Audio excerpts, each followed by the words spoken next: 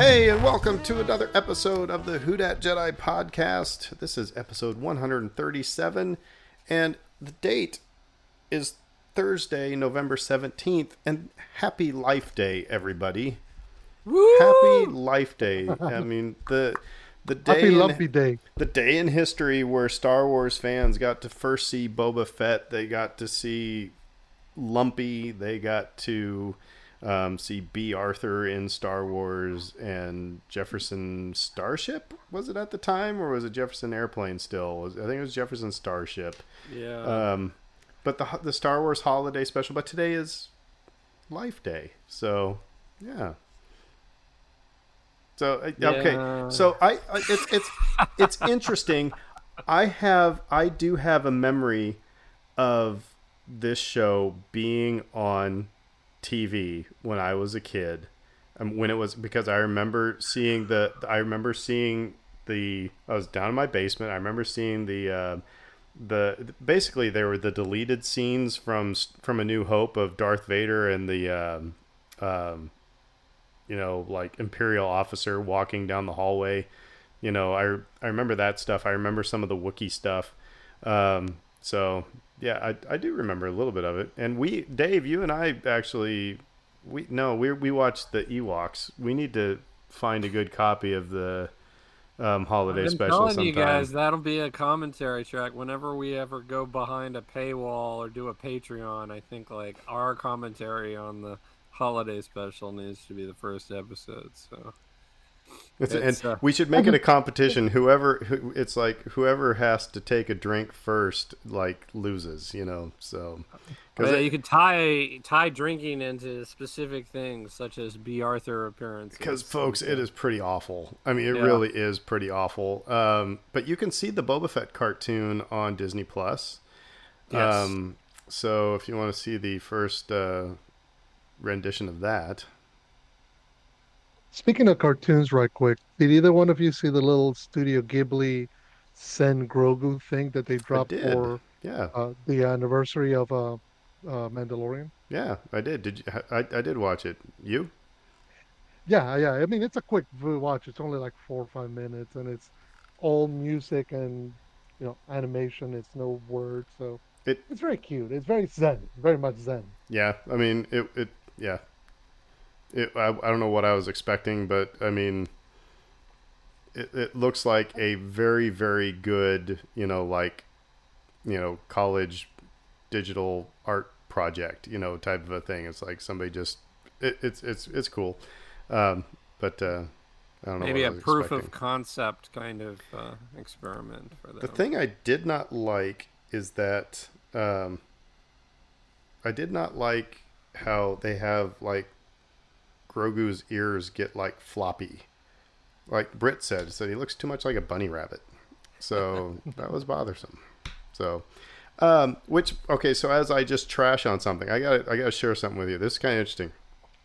Since we last recorded, the Well Read podcast, which is Trey Crowder and Corey Ryan Forrester, who's and Drew Morgan. They're the redneck comedian, redneck liberals. They were actually on their podcast. They were talking about nerd rage, and this might be something that we talk about just as another topic sometime, just for another show.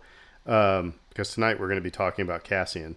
But they said it seems like, because Trey Crowder was watching the Lord of the Rings thing on what's it called? The new Lord of the Rings. The TV show? Yeah, the TV show. Oh, the Rings of Power on Amazon. He was watching it and he was like, yeah, this is all right. And then he said, you get on Twitter and it's like, it seems to be that in order to be a fan, you have to come at things from a spot of negativity. That you have to, this was his perception of all these Lord of the Rings quote unquote fans who just automatically start dumping on the show. And it's kind of like, and I thought that was very interesting, because I think there's some truth to that it's like, like I said, quote unquote fans, the loud fans, the very first thing that comes out of the mouth is something hypercritical. I think it's okay to be critical, but not, you don't have to dump on it unless it's garbage like B. Arthur, in a, holiday special. But, Lumpy. but I do find it interesting. It's like, and I don't know if it's just about clicks or what, but I don't know. What do you guys think about that? Just that stance. He said it seems like I said, that you have to come at it from a source of negativity before you can be positive about something. It is driven by clicks and formulas first and foremost, because you generate the most interaction that way, and thusly your the formula rewards you. Your content gets pressed in front of more eyeballs, and it's self-fulfilling. But the problem is, like, from my perspective, is that it makes it too easy for people to just sort of agree, and then they just go along with it, and now you're actually beginning to shape public opinion a little bit by being overly negative. And so, like, it's an issue. It's not something that I enjoy seeing at all. We try to be pretty positive here, and Yeah. our devoted listeners have rewarded us, with our weekly our audience of 30 people or whatever. But we love you guys, But and we appreciate you. But we try to be positive, and there's your result. but I think you can be positive but still honest, because there are some podcasts I listen to that it's just like, there's nothing wrong in anything that they watch, or it's like, well, no, not really. And I mean, maybe it's from being a teacher. I found a good way of telling kids, Dave, nice job. That was, you put a lot of effort into that, and you did this nice, and you did this nice, but then this part really kind of stunk. Now let's make that part not stink anymore. It's like, I think you can approach, but I think people, they don't. I don't know. Anyway, I thought it was really interesting. Listen to the Well Read podcast if you're so inclined. But it's about at the 30-minute mark of that episode, and the episode's called Nerd Rage. So Yeah. And I think the difficulty is, and this is part of the problem with canon, because a lot of the quote unquote nerd rage that you're hearing was coming from a lot of longtime Tolkien content creators and super fans, people who will create YouTube channels to go into the lore. And this is where being so wedded and in love with canon can come back and actually be a negative, because you come to want to expect that, and any deviation is seen as wrong and improper, and like you're bastardizing the work, instead of recognizing that there is no such thing as a perfect adaptation. You're not making you don't transition something from the written page to the films being 100%. No work has. It's impossible. I think the closest that actually did it was, weirdly enough, Zack Snyder doing Watchmen a decade or so ago, and that bombed. And even he didn't do it 100%. So there's some of that in there, and there's always the natural, in some ways, or not even not natural, but just the mandated expectation that if you're going to make this adaptation, you got to make it the way I saw it, the way I think it should be done, the way I viewed it in my head. And eventually, it's kind of like when you see a trailer for one of the Star Wars movies. When you see a trailer, all possibilities are available. Once you actually see the movie is the movie. What it is, good, bad, and different, it just is. so I think And I've so a lot of times, wedding, it's the best example, Aaron, is The Hangover is the funniest movie. right. It's in Caddyshack. It's once that expectation is built in your head, anything that doesn't meet, it feels like a disappointment. A disappointment leads to anger, This which leads to suffering. this is well done. This is another subject for another episode sometime. So let's put this on the docket. But I will say this, that I do think that just because somebody doesn't like something doesn't mean that they're being negative either. It's like, Right. I didn't like it. It's like, Yeah. I saw the, we're not going to talk about, get into this, but seeing the second Black Panther movie, liked it, don't like it as much as the first one. Doesn't mean that it's bad, and it's just, But however, on the flip side, for Brittany, she liked the second one a lot more than the first one. That's cool, But I just thought it was kind of interesting. Dave, close us out on this topic, and then we'll do some trivia. I'll just say too that I have had, if I've had any sort of negative reaction to Andor the series, it's been the online discussion around the show, and for a myriad reasons. And it's like, again, some of what we're talking about, a lot of, I'm going to put down other Star Wars properties in as I'm discussing this, to show you how intellectual I am. It just, it kind of runs the gamut. And again, everybody's free to have their own opinions, and I think that's great, but the discussions get a little heavy-handed. Like, I'm right, you're wrong, and Yeah. I'm like, we're not in the political arena. We're not watching a sporting contest here. Star Wars TV show. Yeah. Well, and just to kind of close this off, I'll just simply add that, one of the things that I've learned is that everybody gets wedded to their initial reaction, and that's not necessarily the best thing. You sometimes have to give yourself permission to change your mind. Like I love Guardians of the Galaxy 1 better than 2 first viewing. And it took me a while to kind of go back and rewatch Guardians 2 and then recognize what James Gunn was doing, and I came to appreciate it for itself. That's fine. I mean, opinions will change, your tastes will change. You will learn and grow. And no, sometimes you're right. First viewing, you know if you love it or if you don't. And sometimes that shifts. And I think a lot of times the discourse, what it does is that it locks people into a position that they then find impossible to stick to, because it's impossible to stick to any one position for forever. So anyway, we can talk about it another time. Yeah. All right. Well, sorry to take us down that rabbit hole. Like I said, tonight we're going to be talking about Andor, the last 2 episodes. We're not going to be giving you a plot synopsis. We're going to hit some high points and got some bullet points of just things that have been going on these last couple episodes, that wondering what's going on. Just so, yeah, it's man, if you're not watching Andor, you need to watch Andor.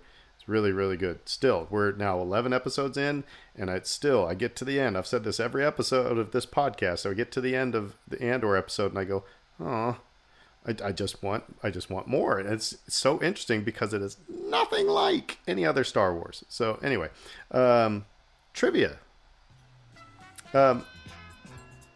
Fredo, to you. Who growls, "You won the small toss, Outlander, but you will not win the race"? That's well done, sir. I thought so. Well done. Yeah. So I'm gonna say Senior Watto. It was almost a little Scottish. It almost came out Scottish, but you will not win the race. No, but yes, it is Watto. If it's not Scottish, it's crap. All right. Oh, Dave, we got a rule that it's the first one I look at. Yeah. Okay. Oh man, this is kind. Oh, sorry about this. Who Bring makes? And there's no impression here. Who makes the tactical blunder of dismissing Darth Vader's powers as sorcerer's ways? Is it Imperial Officer number 2? Yeah, exactly. The guy at the table, one of the guys in the uniform, was it Admiral Mahdi? Oh man, you are good. It is Admiral Mahdi. Ah, yes. Way to go. Who else is at that table that we've seen recently? Ooh, one of the dudes got recast. I saw somebody they made a meme over that, and they were like, they recast this guy instead of making a a claymation version of him. Right. I mean, what, he would be like 180 years old? Yeah, Yularen. So anyway. Yeah. All right. To me, what member of the Jedi Council does Anakin go to when he discovers Palpatine is a Sith Lord? That would be Mace Windu. All right. So, Dave, have you watched Tales of the Jedi yet? Oh man, I have a confession to make. I sat down to watch it and only got through about 2.5 episodes, and it didn't really grab me. I mean, I'm gonna eventually get through it, All right. but it just we got a lot going on over here. This is crazy town over here. So I will say it gets better after the first two episodes. I will say that. okay. But okay, cool. Just wanted to double check. All right. Well, Fredo, we got some news. Yeah, a few little bits of news from the last couple of weeks. We'll just go kind of right quick. First one is that Star Wars, Lucasfilm, sorry, officially announced that production of The Acolyte has begun, and they have a full cast photo announcing that the entire cast. So we knew about Amandla Sternberg, but joining her are Lee Jung Jae, Manny Jacinto, Daphne Keane, Jodie Turner Smith, who we knew from before, Rebecca Henderson, Charlie Barnett, Dean Charles Chapman, and one Miss Carrie Ann Moss. So Trinity herself is going to be in the show. Now, when is it going to come out? We'll see. Production just began. What's going to be interesting? This is going to be the first Star Wars that we know have no sort of reference material going into it. Yep. Yeah, because it's not even because it's set during the end of the High Republic, but Mm-hmm. I do not think even the books are in that period of time. Like the books are during the High Republic, but I think this is taking place like decades afterward, maybe. So it's going to be an interesting thing because we're going to see a different side of the Star Wars galaxy, different elements, different dynamics, and I, for one, am excited for it. Yeah, I agree. The cast, I was a little let down because I clicked on the link to look at the cast photo that you mentioned, and it's just like a graphic with their headshots on it. I was hoping to see them on set or something. They, But it's a really diverse cast. If you're looking for a little more diversity in your Star Wars, we're continuing down that path This with this. podcast is not for you, Ron DeSantis. Exactly. it is not. Um, but yeah, no, it looks like a really interesting group of characters, and like you said, it's a blank slate. They can do whatever the frick they want. Ooh, So we almost McClunkied you. yeah. Okay, wow. yeah, and I mean, we got like Lee Jung Jae is the star of Squid Game. Well, I think he just won an Emmy. Mm. Daphne Keane, she was X-23 in Logan, and she's been the star of the his Dark Materials adaptation. So they got a lot of, you know, well-known actors, a lot of newcomers kind of thing. So we'll see. It's going to be interesting what roles they have them playing and kind of what the story's going to be. They've You, been you working on the scripts a while. you know Trinity will bring that gravitas to the situation too. She's awesome. She's awesome in everything she does. Like if you've never seen Yeah. her in Jessica Jones, she nails that part. Mm-hmm. So moving right along, we'll get a couple of bits of Andor news before we get to talking about Andor. So for one, Tony Gilroy was been talking, I believe, with Collider. Actually, no, I'm sorry. They were talking about what the show's going to be, and then they mentioned that Stellan Skarsgård said that production of season 2 will start later this year. So let's see. So basically, they asked Tony Gilroy when exactly it's going to start, and they say production is going to start filming, if I can find it, the Monday before Thanksgiving, so November 21st. So Next this week. coming Monday, season 2 of Andor will start production. Now, that doesn't mean we'll get it next year. More than likely, they still admit it'll more likely be 2024 for us to get season 2 of Andor, which will get us to Rogue One. So, in between time, there are award shows. Do you think that we might actually get some, and these will be Emmy awards, but do you think that Andor will get something beyond just special effects? This is some darn good writing and some I'm darn good hopeful. acting. It very much Yeah, is. And I'm hopeful. It feels like there's an asterisk at the end of every Star Wars property, and it's like, okay, only eligible for technical awards, Right. and and I think in this case, like they have a really legitimate argument to win in some of those other categories, and it would be well deserved. We've talked about this show, and we've just gushed over it because it's like it's not just a good Star Wars show; it's a good show. It's just really, really good.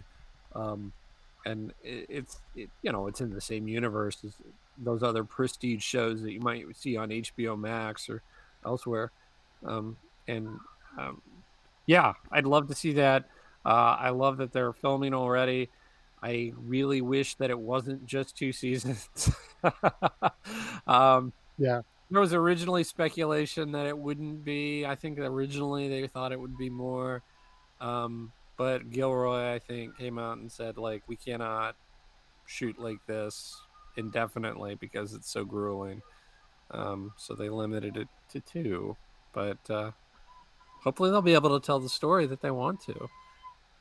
yeah. So far they've been able to, and I think, I mean, and sometimes you have to kind of admit that just because that it's a grueling process. I mean, we get 12 weeks of with the show, whereas they're living with it day in and day out for 3, 4, 5 years, and it's perfectly fine. I mean, these are not people who are in the Star Wars business, so to say, like somebody like Dave Filoni, who lives, breathes, sleeps Star Wars. They're creative types who want to go on and do their own thing, and at some point they want to come off of this and do something else. So if we only get 2 seasons, but they're amazing seasons, I will be happy. And I think that that'll only kind of be a feather in the cap of Star Wars. And I do think we will get at least some writing nominations, and I could see a couple of acting nominations. The two of the guys we're going to talk about in tonight's show, just regarding episodes 10 and 11. So speaking of episodes, the last bit of news is uh, Disney is going to make the first 2 episodes of Andor, so Casa, and that would be me, available to people who don't have Disney Plus next Wednesday. So next Wednesday is the season 1 finale. And if for some reason you don't have Disney Plus, have no idea where people have gone from being quiet about Andor to raving about it, you'll get to catch the first 2 episodes on ABC, FX, Hulu, and Freeform next Wednesday. So I do find it interesting that they're putting it at different times. Like ABC will get them during prime time, FX will get them on Thanksgiving Day during prime time, Freeform will get it on Black Friday, and then Hulu will get them for the entire week after. So Wednesday through the following week. Here's But the what I find interesting is they're only giving you the first 2 episodes. They're not giving you that third episode, which is where all the action happens. they're they're giving you the first taste for free, right? That was my thing. Britt and I were talking about. It's really interesting that they're doing this because we talked about it on previous episodes that this is arguably the best Star Wars TV, and it's the lowest rated. Lower. You know, and so they're trying. I think there were some people who maybe it just fell off their radar or it wasn't pew pew, looking when they saw the episodes or whatever, or saw the previews, and or maybe they're trying to cast a wider net, people who haven't subscribed to Disney Plus or what, I don't know. But hey, is what it is. I think I circle back to what Fredo was just alluding to, which is like the decision to just release the first 2 episodes. I understand giving them a taste, giving them a preview. I think that's really smart. I think like trying to gain more of an audience is really smart. The constant critique that I hear of this show from everybody who it doesn't quite click with is that it's slow to get going and that the first couple of episodes lost them. Slower. And so like for them to center in on those two rather than maybe the third episode as just a one-off, or maybe episode 5 and 6, something that just shows this snapshot of them, the attack on the facility, something a little more actiony. I think like it might have been a smarter direction to go with this, but I mean, they make the big bucks. They know what they're doing more than Well, I here's do. the other thing is that they might be looking at ways of trying to get more people to get that super package that gives you Hulu, Disney Plus, and ESPN or whatever it is. So they have the data. It's like we've got all these Hulu subscribers who haven't subscribed to Disney Plus. Maybe they would like, because they're watching whatever science fiction thing over here on Hulu, maybe we can get them over here to Disney Plus because of all of our cool Star Wars stuff. I don't know. I mean, it's there. I mean, It's just yeah, there's I was just some. gonna say I was just gonna say it's surprising that they didn't include that. Just if nothing else, episode three, because that would have been the entire first arc of Andor complete. It goes from meeting Andor to him and Luthen leaving Ferrex. After the big battle in Ferrex that happens. So I am only surprised that they're doing the setup and not the payoff because if you want to convince people that this is a show that you want to watch, you give them that slow burn. Those two episodes are the slowest and the most slow burning of the entire series so far. No. And because you don't know who these characters are, you don't know where you're going, you know what their motivations are. So the idea of at least not giving them one payoff so that when you see that final shot of Cassian and Luthen going into hyperspace and not go, would you like to know more? To take the line from Starship Troopers of, if you want to see more, what's next? Subscribe to Disney Plus. But like Dave said, they know what they're doing. So So, Andor episodes 10 and 11, most obviously the most recent. Like I said, we're not going to do a play-by-play here. Episode 10, we broke out of prison, um, and one way out. one way out. And again, it was a little Les Miserables type. It seemed a little, but it was, like I said, super good.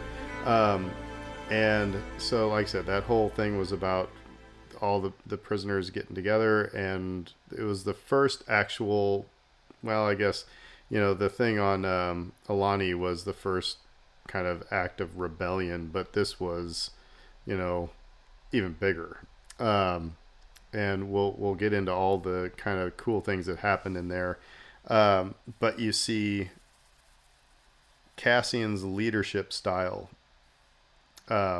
kicking in here. And again, that's just something I've got on a bullet point here I want to talk about a little bit later. So, like I said, episode 10 is all about breaking out of prison. And episode 11 is, well, I suppose we come back to Ferrex.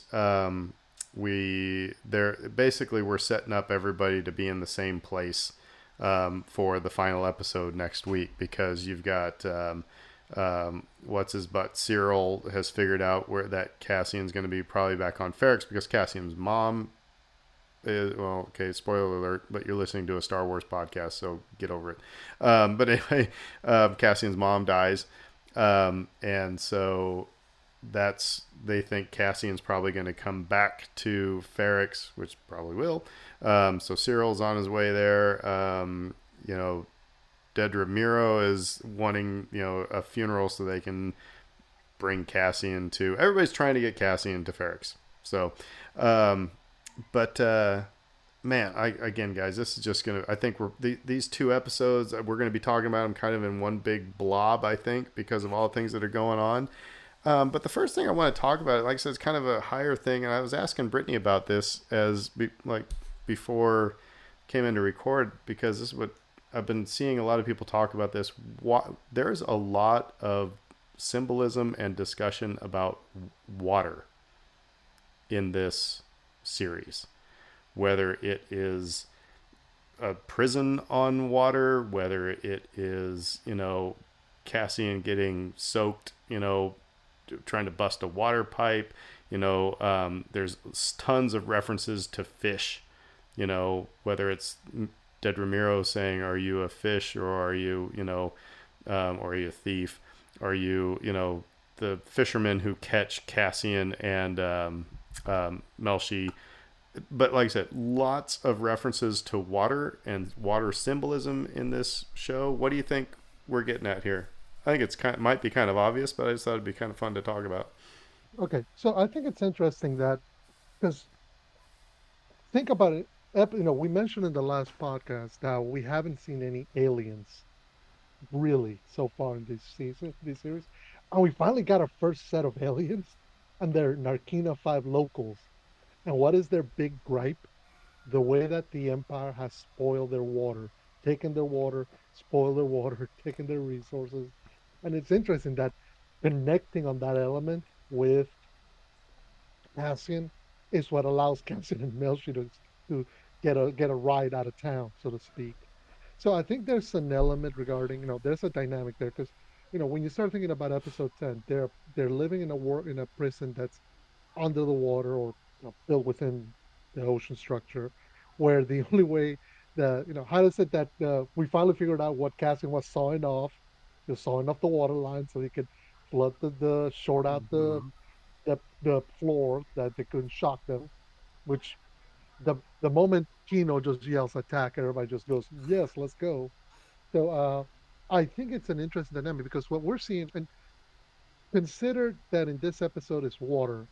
For the folks, for the locals in Aldani, it was all about DI. It was all about how they've been taken away from their valley, and the But that Empire was wants to still a flood that. dam. That was still a dam as well. So Right. water still And then what? involved. And the thing is, what's the Empire? The guy in charge in Aldani says, "Oh, this is the last time we're gonna let them up. We're gonna flood this valley next year." Because again, this is the Empire's mindset. They take the natural resources that the people have vested value and respect, and it's part of their culture. The Empire says, "Nope, we're just gonna take it because we need it, and you have no power to stop us." So, and in every instance, it's Cassian in the middle, overturning all that and working to defend that. So I'm not necessarily saying that Cassian would be an eco-terrorist or be perceived in those elements, but there's a clear connection about the state of how the Empire is disconnected from nature, and Cassian isn't, and that's what keeps saving his bacon. It's a really Fifth Element kind of thematic Very vibe here, because you've super got green, super yeah, green. super green, super green.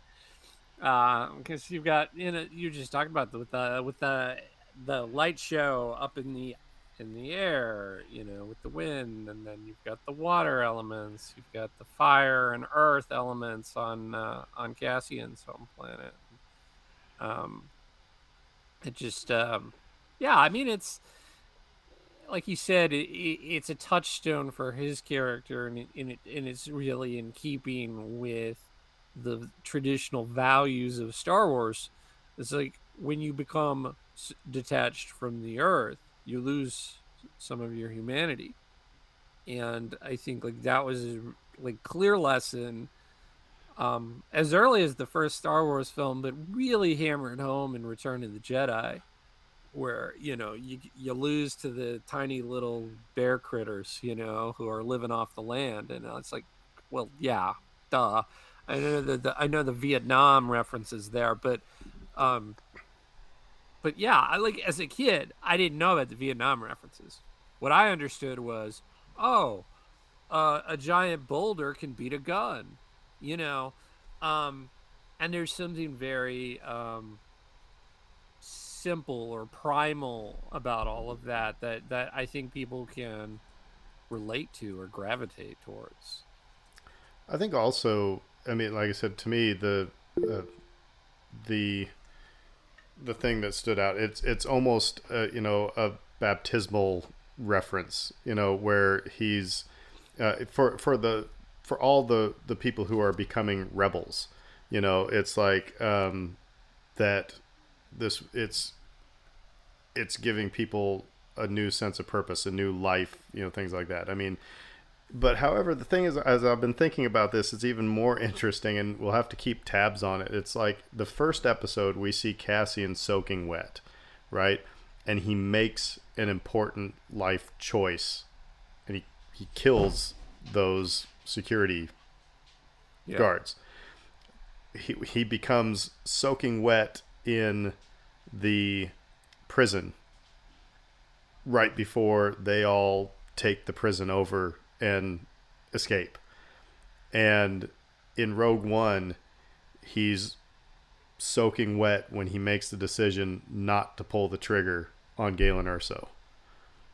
So it's like it seems to me, and again, maybe reading too far into it, but it just seems very coincidental that every time Cassian is soaking wet, that he is making some important life choice at that moment. And this is a lot of what the series is about, right? I mean, again, Gilroy's out here like making all kinds of crazy statements about our society. I shouldn't say crazy. He's making hard statements about our society. Hard truths that we have to self-examine. Um, but on a person to person level, this is about Cassian and about his growth and him understanding more about the world around him and how he interacts with it. And like you said, these are a series of pivotal moments in his development. And like you said, the symbolism of the baptism, yeah, maybe it's that. Water can mean so many things. It's malleable. I mean, look at the nature of Yeah. what it is. Um, it can mean almost anything. And there's like 500 different examples of that here in this series so far. So let's mush together because we've talked a little bit about Cassian changing. Let's talk about, and I've got 2 bullet points here about Kino Loy's leadership and Cassian's leadership, and actually this whole series is about there's a lot of things being said about leadership, whether it is from Saw, Saw Saw, or the Luthen, ISB or Luthen or Cassian. I want Mon. and Mon Mothma.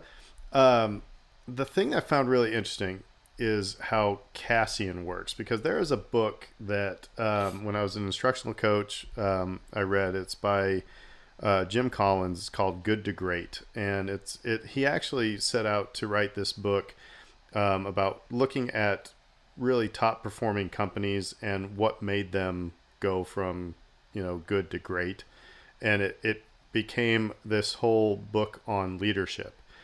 And the thing that's so interesting, it stuck out to me because one of the chapters in that book is about the bus and knowing people's place on the bus. And I know that sounds bad, but roll with me here for a second. Is that and so Cassian realizes he can't tell everybody in the prison that it's time to break out and to rebel against the Empire. He realizes that Kino's going to be better in that role. And so, or it's like, and earlier there was he had some idea. This is before they started. This is a couple episodes ago, but he had some idea that he gave another person on the table credit for, you know. So, but he realizes that other people will be more effective than he will, and I think he does the same thing with Jin. I think we see that with him. So I don't know what have you thought about Cassian growing as a leader in all of this? And Yeah, before it's you say that, interesting. there's one other really cool thing. I don't know if you noticed. Remember back when right before Aldani and what's his name, the guy that ended up dying in the ship. What was his name? Oh, With the the kid and manifesto. Anyway, he said he couldn't sleep, and Cassian said I slept like a baby, you know, mm, because he didn't care. The night before they broke out of the prison, what we see Cassian laying there with his eyes wide open. Obviously, hadn't slept. So anyway, so what do you think about his transformation as I don't really give a honk to a leader? I think what's interesting is we're gonna find out that that's what Luthen saw in Cassian, that leadership style, because he's leading by not leading. He's leading by guiding other people to take the reins and grab the mic or do the thing that they need to do. He's not telling them to do stuff. He's not bossing them. He says, "Look, I'm doing this. If you want to do what you want to do, that's fine." But he's slowly guiding them towards what needs to be done. And yeah, it's very much the same way. While Jin is dealing with the Rebel Alliance interfighting, he's quietly going about convincing friends and fellow rebels to come join him in what he knows was going to be the mission that they're going to take this care of. So it's interesting because he was exhibiting much the same behavior in the first 2 episodes on Ferrex, where he'd go and talk to Bix, he'd go and talk to his other friends, they'd be like, "Oh, geez, Cassian, really?" And then they would do what he needed them to do or what was necessary. Um, he's now just finally using it for more than just himself, though. Mm-hmm. And I think that's what's interesting. He's beginning, he may not be really connecting that he can do that, but he's doing it more like at that moment in episode 10 where he's telling Kino, no, we need you to ramp this up. Come on. They're not going to listen to me, but they're going to listen to you. I think that's putting it plain out for everybody to see. That's how Cassian leads. There's a smaller example too in the most recent episode when he defers to Melshi when they're talking about trying to steal the quad jumper from the fisherman, and he's like, "No, we need to be careful. We need to be careful here." And Melshi's like, "We've got this. They can't catch us. We'll be gone before they can catch up." And he's like, "Okay, fine." He went along with it. Um, Again, I think he's really comfortable in this role of deferring to others and letting them take um, the reins, Well, so to speak. and recognizing strength in Mm-hmm. what people have to offer, and that's what that chapter in the Jim Collins book was. Knowing where each person's, where they're going to do the most good. It's like who's going to be able to drive the bus versus who's going to be best to pop open the emergency exit if we need to versus who's going to be Yeah, and yeah, and he does that with Melshi earlier when they're on the cliffs. And he tells Melshi exactly what he needed to hear mm-hmm. on the cliffs because it wasn't like, "No, come on, we can do this" or whatever. He didn't need some rah moment. He just told him, "I can hear you." Yeah. Um, like my hands are giving out. I don't think I can climb, and I can hear you because I know that that's what you need right now. And like understanding those human cues and how to get to people and get them to the point that they need to get to themselves. And like again, like there's more than one kind of leadership. It's like you said, there's identifying uh, what people are good at, but also identifying what people um, kind of respond to. Yeah, it's interesting you bring up that book, Aaron, because I think Charles Barkley and Shaquille O'Neal mentioned it in one of their broadcasts. They were talking about the Lakers, about Well, it's who's the probably the bus most driver. boring thing on the planet then. Oh my God. When the Pelicans are on No, TNT and it's Charles Barkley and Shaquille O'Neal and whoever the other two people are, it's just like watching paint dry. And it's like you are two of the most dynamic people just to speak off the cuff, but you put like in this situation, they're boring as hell. Anyway, go ahead. Sorry. but no, but the reason I bring it up is because they're talking about the Lakers and their dysfunction and Anthony Davis and how people expect him to be a leader, and that's not his personality. That's not who he is. And so they're Well, talking about there's some people who drive the bus, some people who just are riding shotgun, and some people who are riding at the back. And no, I was just gonna say that's Cassian's kind of unheralded, unseen brilliance. Is he's not he's a leader without having to tell people that he's the leader. He's not the guy standing in front of everybody explaining the plan, saying what they're gonna do. He just simply says, "Okay, how do we come up with this?" And he lets everybody come in, and that's the type of leadership that rebellions need. so the Saints saw it a couple weeks ago, with Alvin Kamara. Alvin Kamara has been a leader through example by the way he plays, the way he prepares, and not necessarily the way that he handles himself in Las Vegas. But it's but then it came to a point where he apparently stepped up in a locker room and became a vocal leader. Much like that's what we saw with Kino. Kino has been a positional leader. He's been, barking orders on the floor.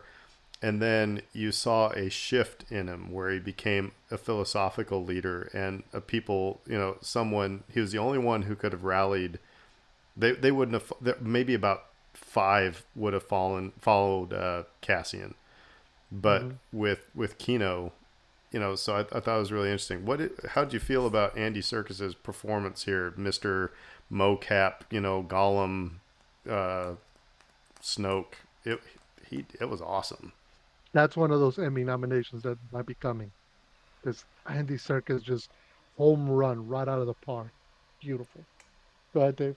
Oh, I was just gonna say, I'm angry. I'm angry that this incredible performer was limited to mocap for like a large section of his career, and everyone just like typecast him into that instead of like casting him into these incredible roles, because like we've been deprived this man's incredible acting ability. It's phenomenal. We talked about earlier award season. Yes, Andy deserves every possible award he could get. Um, Phenomenal. As far as the character, uh, I think it's perfectly on point for what had previously been established for him. Uh, he didn't he didn't want to act until he understood that there was no other real course for him to take. Um, and maybe it had to do with the not being able to swim thing a little bit. Like I may not be Speak, able to get out of here regardless. Um, Speaking of water, yeah, No, that was a huge sequence there. I Um, think I would have figured out how to swim real quick, or had somebody like, "Hey, dude, can you just pull me along here?" Anyway, but you're right, the water theme kept coming up because, like, like that's how they sabotaged the electricity deal, and then that's how they got that was their path to escape. And he's on the beach. That's where he got apprehended, and then he returned to the beach, and that's where he had the conversation on the phone.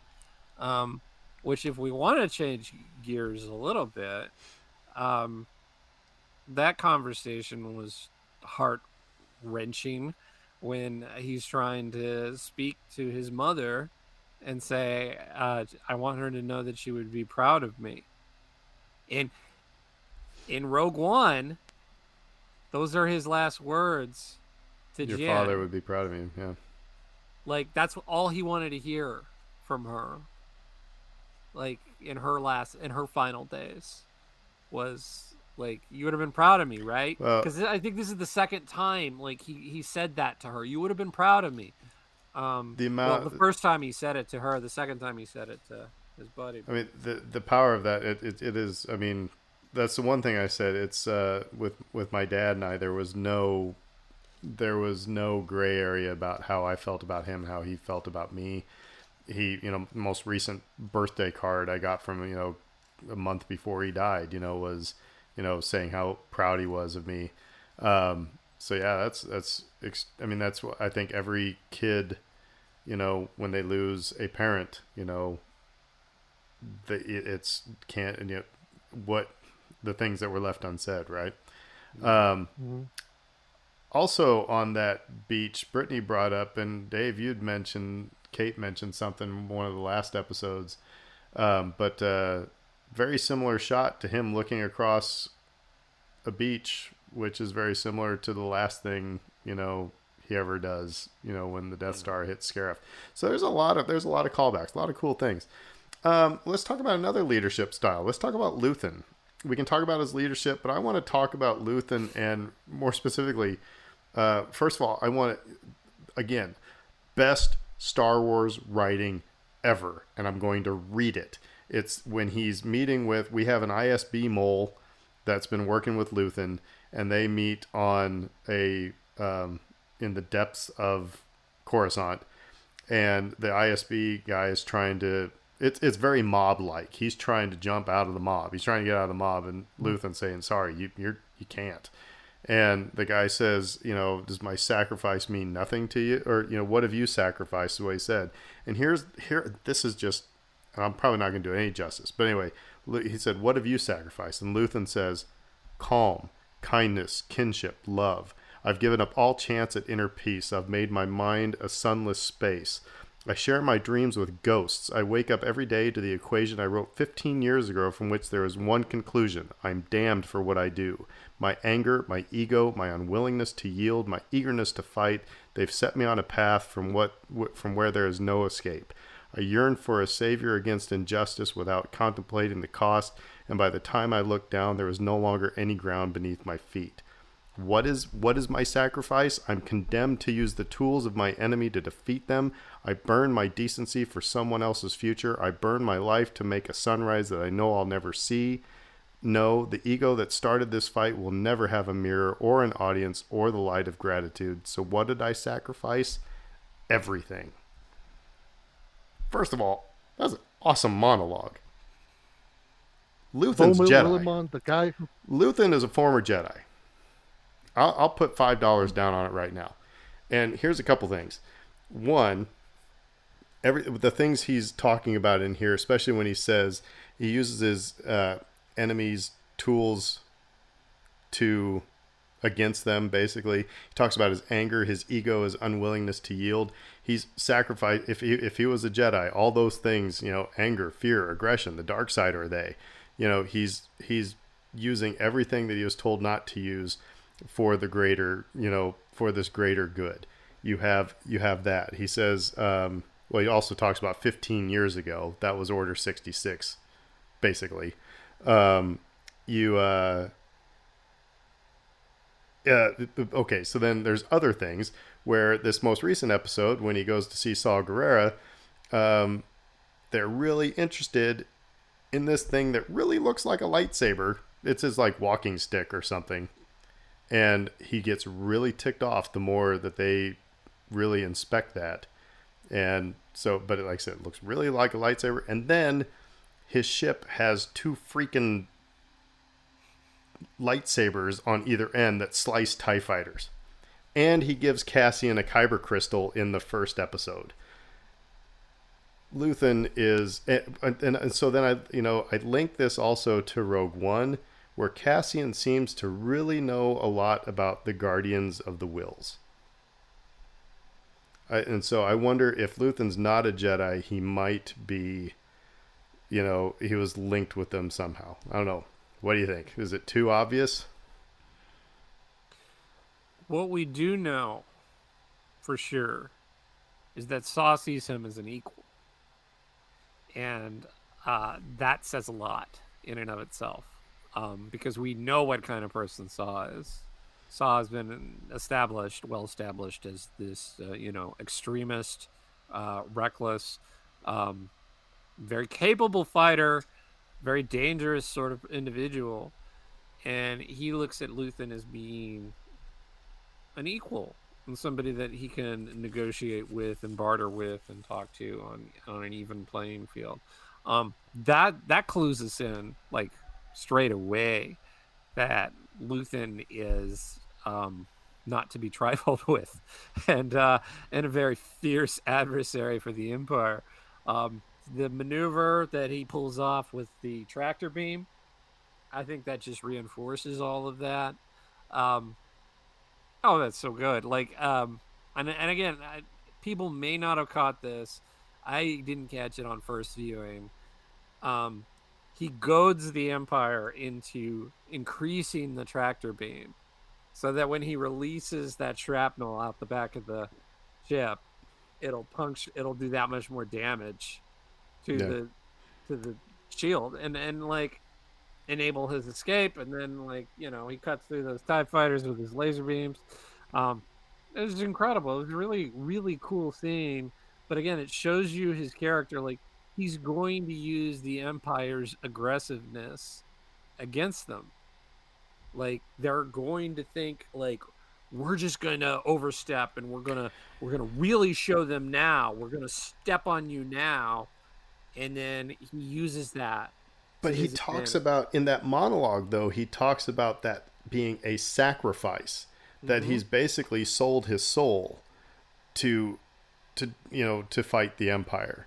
Um, and by the way, Skarsgård, I think, over Circus for a Emmy nomination, because, I mean, this whole series. But anyway, like I said, that's what he talks about, that being a sacrifice, that he's, not a smart move, but he's, like I said, basically sold his soul. Well, here's what. Okay, so first things first. Let me give credit to Bo Willimon, who's the writer for that monologue in those episodes. He was the guy who created House of Cards. So guys who come from a very political show background. So no wonder he's nailing that. The other thing that struck me about that speech when he gives it is he's 100% right. We do not get his name after, later on. Nobody mentions Luthen Rail at all during the years that we see Star Wars or the Rebellion or during the sequel trilogy.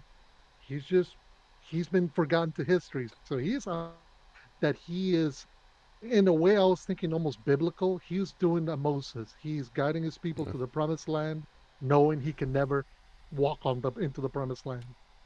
So so it's almost something tragic about that nature, but he's resigned to it. As to whether or not he's a Jedi, I could see it. The other thing I was thinking of, he could be a Republic officer, like one of those guys who was working alongside the Jedi for the for the Republic, like Yularen. Like he could be the inverse of Yularen, but rather than stick with the Republic then turn Empire, he went the other way. So, but because he I mean like there's a guy who knows subterfuge. There's a guy who can blend in. I mean, he's like the Jason Bourne of Star Wars So because he can disappear. how did we feel about two giant lightsabers on either side of a ship? You know, they reminded me of those, the warships in Attack of the Clones, that the clones are flying around and they have like the laser beams that are like a long, elongated blast that comes out of the cannons. It's like it's like it lasts like a second or two. The actual laser coming out. That's what it reminded me of. More so than like an actual lightsaber. But yeah, that's just me.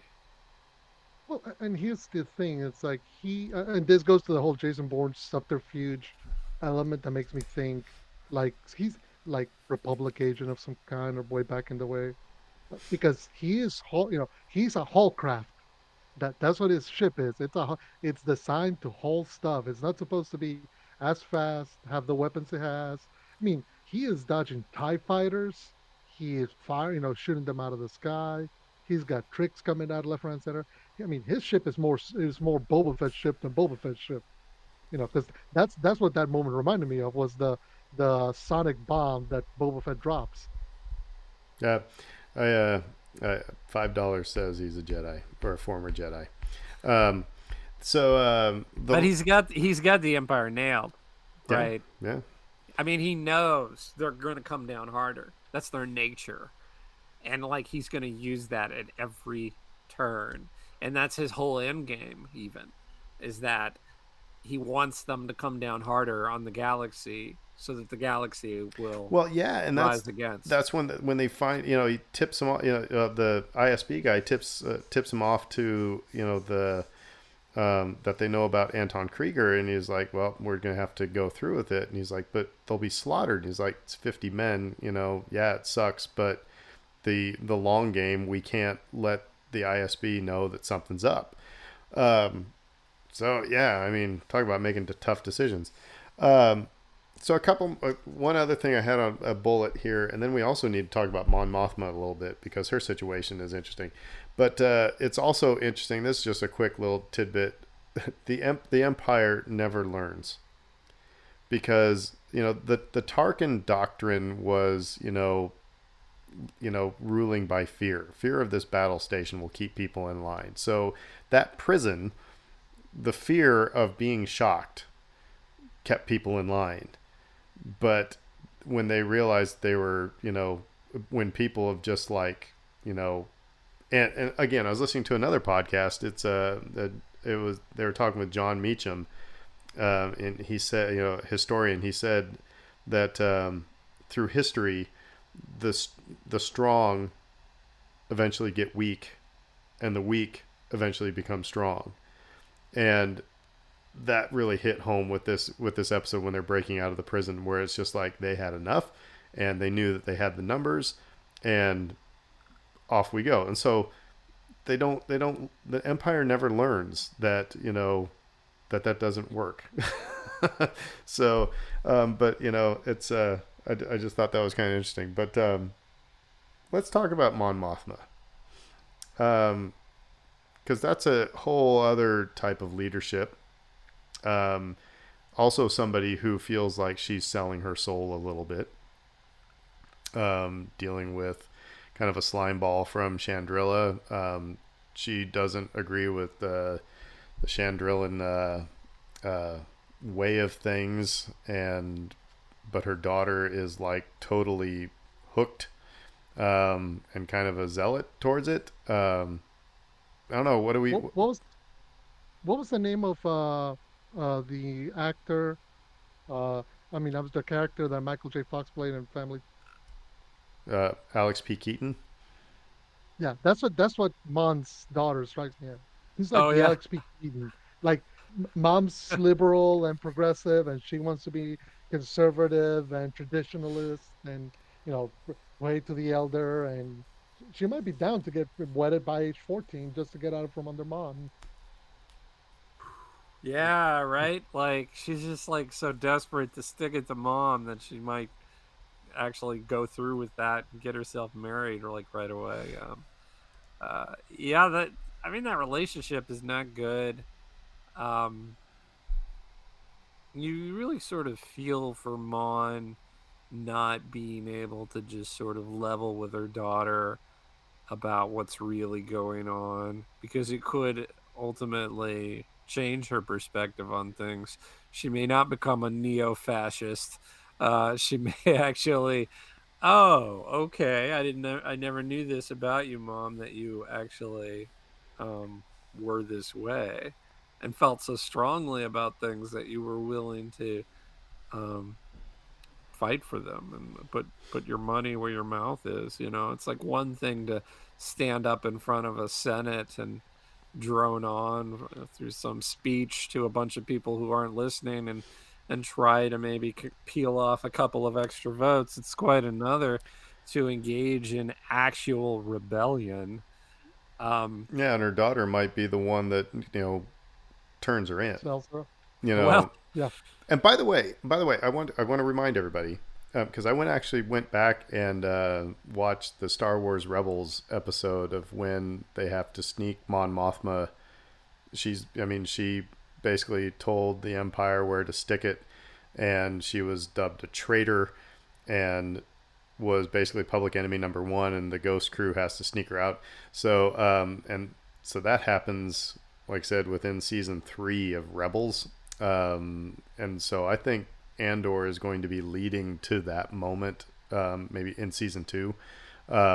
But yeah, her again, her sense of her leadership is the type of leadership that frustrates people. It's slow. It's playing the long game. Luthen is playing the long game as well, but he's very aggressive. He's very ruthless. You know, like I said, she's again playing the long game. I don't know if it is she thinks that the system could still work, or if she realizes that by keeping the system going, she can, you know, keep the ball rolling, so to speak. I I think her aim is to change the system while causing the minimum amount of misery and damage to people.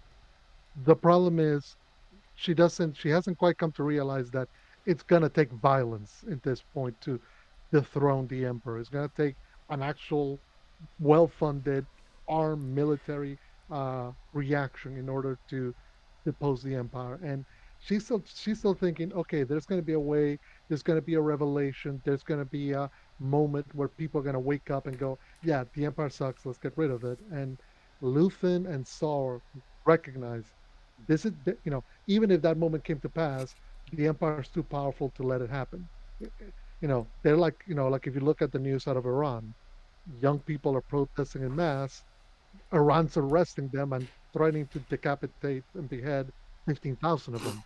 So sometimes people can wake up from their stupor and want to overthrow their government, but the government may be powerful and it may take violence and people getting hurt. Well, and we talked about leadership through a lot during this episode, and the thing is, it's going to take leadership at some point because you have everybody who is a rebel in this show: Cassian, Mon Mothma, Luthen, Saw, Val, whoever Luthen's assistant is. I can't remember her name. Um, everybody who is has a different idea, and not just a different idea, but a far different idea of how this whole thing should go. And getting all those people on the same page is going to be the struggle that still is a struggle in Rogue One. mhm. Yeah, I mean, there's a lot of ground still to be covered with a lot of that. Um, you see these sorts of personality differences, and again, philosophical differences between people, and we're seeing the human cost of this already too, where we were talking about Mothma's relationship with her family is garbage at this point. I like this little underrated moment we got in the most recent episode with the droid that Oh was left, yes. Oh, and everybody treating that droid with kindness, and that droid grieving. Um, and there's the cost in what what they're dealing with here, this conflict, and they haven't gotten a full blown war yet, but we're what? seeing a war like cost being inflicted on everyone. Freaking Cassian got thrown in jail already. I mean, there's there's this there's a lot there. What And the if the quieter moments are done so well that I'm really impressed with that. It's easy to see the writing and like Luthen's speech, and some of these things and these grander moments and these political discussions, and be impressed. But it's also those character yeah? moments that are really, really impressive too. You were going to say something. No, it was a dumb thing. I was just gonna say, what if the little droid, was it B2E emo? Yeah. Between them, yeah. But anyway, what if some of him gets transfer him into what becomes K2SO, because their voices sound very similar. But yeah, you're right. I mean, we said it in the first episode. Star Wars does a really good job at making very, you know, just droids that you fall in love with, and your heart goes out to this little machine. Um, and we noticed Holly. She mentioned something about AI, and that would have to be a whole other episode. Holly, who's on the show before, and she um, had a tweet about AI and Star Wars. Fredo, are you looking for that tweet? Yeah, yeah. It just simply says that it's a master's study on AI ethics, and of course she didn't want to spoil anything, but she says some things can be programmed into a droid, but does that mean that they should? What if someone specifically wants emotions in a droid? Who decides? It's a wonderful thought experiment, she says, because I mean, yeah, I mean, we this is a new reaction that we got from a droid. I mean, R2D2 was emoting throughout the saga. When he was sad, you heard the sad beeps. Yeah. When he was afraid, he was giving you the afraid beeps. But this is different. This is grief. This is loss, and this is a different dynamic that we've ever gotten, I think. And because it, and look, they found a way to make it both adorable and heartbreaking, which is only makes the pain even worse. Uh, but just the idea of would you program emotions into something that's gonna outlast you, like B2 emo, B2, so it's an interesting discussion because AI ethics is coming. So Dave's alarm has gone off, and man, we've talked about a lot of stuff. So anything that we need to throw out, just little tidbits that were kind of cool. I like the idea of the cremated remains becoming a brick that gets built into the Mm. structure of your town. Um, yeah, that's kind of Uh, cool. the the other thing I want to mention before we get off, is our good buddy Cyril, Mm. because he's coming back in a big way for this finale, and I don't think anybody knows that he's coming back, and maybe most people don't want him to come back, but he's putting himself onto the playing field on Ferrex for next week. He dies next week, right? I'm going to say I'm not I'm invested in every other character in this show except for him, because every time we come back to him, I'm just kind of like, okay, can we? Okay, good. He. Everyone else is growing. I mean, He is not. he's like Cassian. He's Ahab, and Cassian is Moby Dick. I get it, Yep. but there hasn't been any. You're right. Everybody's growing. He's not. There hasn't been any I don't feel any reason to go back and see what he's doing. I mean, when he like stalked Miro, that was like maybe go, well, that's interesting. There's a twist in his character, and that made me. But then we're back to, Mom, go away. I'm on the phone. It's just like, ugh. And then stealing my. So anyway, I hope he dies Do in the you next think? episode. Well, do you think possibly that he's thinking, hey, if I catch Cassian, not only do I get in good with the ISB, but I impressed the girl. Come on now, I scored a touchdown. You know No, that no. that mindset, because it's look, again, we've established that his thinking is not straightforward. It's very twisted, and so we don't know how he's going to what he's going to do. I found it interesting that mom was like, "Oh, okay, you can finally put all that to bed." Like she's hovering over him, hearing his phone call with his former sergeant, and his attitude is like, "Oh, okay, great. She's like, you're done with that. You can move forward with his life." And he clearly cannot. He cannot let Cassian go. I have to say a couple more things. The prison break, awesome. We probably somehow glossed over how awesome it was. Like really well conceived I and like how they were executed. using the same blasters as the rebels in A New Hope. Yeah, That those were repurposed Imperial blasters. Anyway, keep going. Sorry. yeah. We also saw cameos of X-wings. Mm-hmm. I don't know if those were X-wing prototypes, but we saw some X-wings in the most recent episode. The fishermen. I want to circle back to them very briefly. They seemed really threatening at the outset. They catch them in their nets. They're talking like the Empire, would pay a ransom for them, and then they turn out to be sympathetic and helpful. They're the polar opposite of that Zach Braff guy in the Obi-Wan series, who like looks kind of gentle and kind at first, and turns out to be just this awful Imperial Empire stooge. bootlicker. Yeah. So there's another little bit of rhyming there. And I liked Melchi's shirt design, which sort of looked like the Imperial symbol a little bit. If you look at it, you look at his shirt, and he's got this vacation shirt on, and it looks like it's got the Empire all over it. And what's interesting is that they separate. We know Mm-hmm. they end up on the same team eventually, but they separate so they can. Melshi wants to spread the word about everything. So it'll be interesting to see how those paths cross again. Mm-hmm. I'm sure they I will. mean, I'm guessing that next week, with everybody converging on Marva's funeral, trying to catch Cassian, he's somehow, some way, going to make it out of there with Luthen, if and Um, after a big old battle, epic scene. So, uh, and at that point, he'll be committed to the cause. So it'll be interesting to see how they bring him back around, because I do think we'll see Melshi again, clearly. Um, but it'll be interesting to see how stuff's gonna shake out and who doesn't make it out. I mean, Cinta's there and she's embedded at the bar or coffee shop. Uh, Miro's agents are there. Um, now Cyril's coming back. Everybody's gonna be together.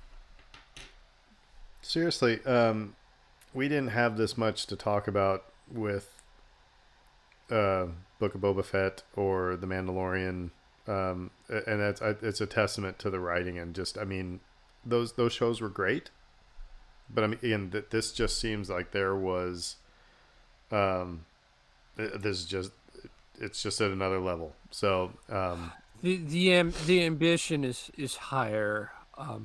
We've talked about Lone Wolf and Cub with Mandalorian, which is a very worthwhile story to tell, but there's no real political story going on there beyond that.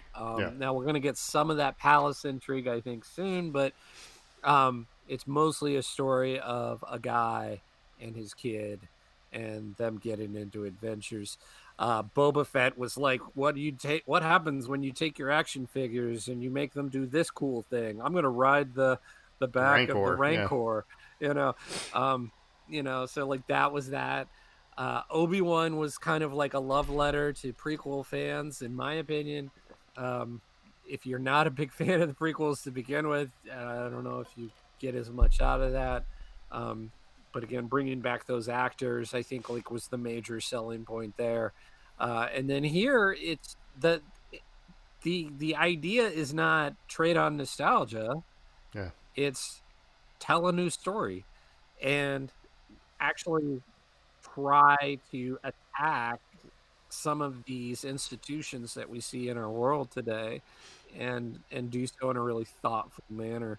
And again, its ambition is high, and I always respect that a little bit more than when you're not kind of, aiming for center field with the swing. These are home run swings, and it's mostly connecting. Well, all right. Well, with that programming note, we'll be off next week because it's Thanksgiving. So, Turkey, turkey. we're all going to be going someplace for to see family and stuff like that. I hope you have a wonderful Thanksgiving to everybody who listens to us. And but we'll be watching the last episode of Andor, and then we'll talk about it when we get back. Just remember, turkeys cannot fly. That's right. God As is God my is my witness. witness. I thought turkeys could fly. WKRP is one of the best shows ever. All right. Well, with that, we will say who dat. Who dat? Who dat? And have a great day, week, and happy Thanksgiving. McConkey.